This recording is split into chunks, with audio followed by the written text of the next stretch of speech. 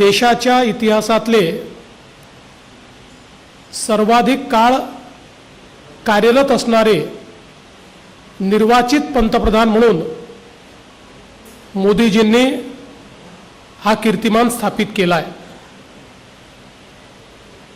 मी पहिल्यांदा तर महाराष्ट्राच्या 14 कोटी जनतेच्या वतीने माननीय प्रधानमंत्री महोदयांचे मनापासून अभिनंदन करतो।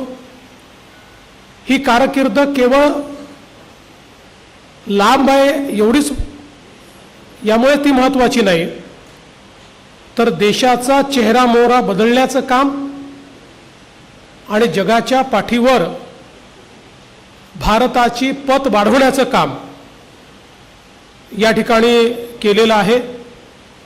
आणि एनडीए आज सर्वात मोठा समूह म्हणून देशाच्या 22 राज्यांमध्ये सरकार चालवतोय। जवळपास देशाच्या 75% भूभागावर आणि 80% नागरिक ज्या भूभागात राहतात अशा भूभागावर आज एनडीए शासित राज्य आहे। आणि काँग्रेस जेव्हा पीकवर होती तेव्हा देखील इतक्या मोठ्या प्रमाणात काँग्रेसला यश मिळालं नव्हतं। ते यश आज मोदीजींच्या नेतृत्वात भारतीय जनता पार्टी आणि एनडीएला प्राप्त झालं आहे। विशेषतः आमच्याकरता हे देखील अत्यंत आनंदाची बाब आहे की वर्ष डॉक्टर श्यामाप्रसाद मुखर्जी यांच्या जन्मभूमीमध्ये भारतीय जनता पक्षाचं सरकार, बंगालमध्ये भारतीय जनता पक्षाचं सरकार आलं। त्यामुळे आम्ही अधिक आनंदित आहोत। आणि या 12 वर्षाच्या काळामध्ये मोदीजींना 32 आंतरराष्ट्रीय सन्मान मिळाले, त्यातले 24 सन्मान हे विविध देशातले सर्वोच्च सन्मान आहे। हा देखील एक रेकॉर्ड आहे। आणि आपण जर या देशांची डायव्हर्सिटी बघितली तर आपल्या लक्षात येईल की भारताच्या नेतृत्वावर किती विविध देशांचा विश्वास आज आपल्याला पाहायला मिळतोय। आणि सातत्याने जागतिक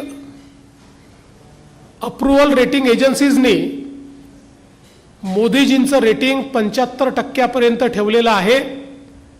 आणि जगातले सगळ्यात पॉप्युलर लीडर म्हणून आज सगळ्या जागतिक रेटिंग एजन्सीज मोदीजींचं नाव घेतात।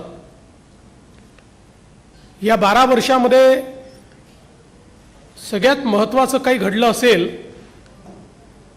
तर गरिबी आणि तीव्र गरिबीतून 25 कोटी लोकांना बाहेर काढण्याचं काम मोदीजींनी केलं। आणि संयुक्त राष्ट्रसंघाने देखील हा दशकातला चमत्कार आहे अशा पद्धतीनं या घटनेचा उल्लेख केलेला आहे। 81 कोटी नागरिकांना अन्न सुरक्षा देण्याचं काम मोदीजींनी केलं। 11 कोटीपेक्षा जास्त आमच्या शेतकऱ्यांना सातत्याने किसान सन्मान योजनेच्या माध्यमातून 4 लाख कोटी रुपये 4.3 लाख कोटी रुपये हे देण्याचं काम त्यांनी केलं।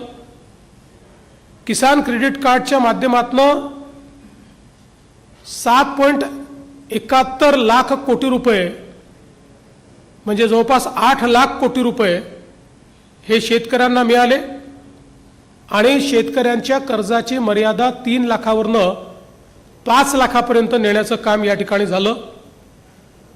दूध उत्पादन 10 वर्षात 70% वाढलं। आणि आता जगातला सर्वाधिक दुधाचं उत्पादन करणारा देश आपला भारत झाला। जवळपास 1,09,00,000 हेक्टरवर सूक्ष्म सिंचन तयार करण्याचा विक्रम झाला। जनधन योजनेतनं 58 कोटीहून अधिक खाती निर्माण झाली, त्यात 32 कोटी महिलांची खाती आहेत आणि ॲक्टिव्ह खाती आहेत. आयुष्यमान भारतच्या माध्यमातून 60 कोटी लोकांना आरोग्य कार्ड आणि 5 लाखापर्यंतचा उपचार हा मोफत मिळाला. मध्यमवर्गीयांकरता प्राप्ती कराची इन्कम टॅक्सची लिमिट 2 लाखावरनं 12,75,000पर्यंत वाढवण्यात आली. प्रधानमंत्री सुरक्षा विमा योजनेच्या अंतर्गत 58 कोटी नागरिकांना लाभ मिळाला. प्रधानमंत्री आवास योजनेच्या अंतर्गत 4 कोटी घरं ही तयार झाली, अजून 3 कोटी घरं तयार होत आहेत. प्रधानमंत्री स्वनिधीच्या अंतर्गत 74 लाख फुटपाथ विक्रेत्यांना मदत मिळाली. विश्वकर्माच्या अंतर्गत 30 लाख कारागिरांना मदत मिळाली. आज लखपती दीदी कार्यक्रमाच्या अंतर्गत देशामध्ये महिलांचा ज्यावेळेस आपण विचार करतो त्यावेळी मोदीजींच्या नेतृत्वात 3 कोटी महिला या लखपती दीदी झाल्या आहेत.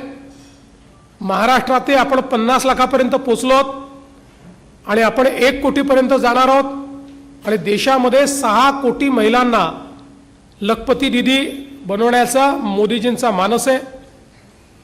उज्ज्वला योजनेच्या अंतर्गत 11 कोटी महिलांना गॅसचं कनेक्शन मिळालं. सुकन्या समृद्धी योजनेच्या अंतर्गत 4.5 कोटी मुलींची खाते उघडून त्यात पैसे जमा करण्यात आले.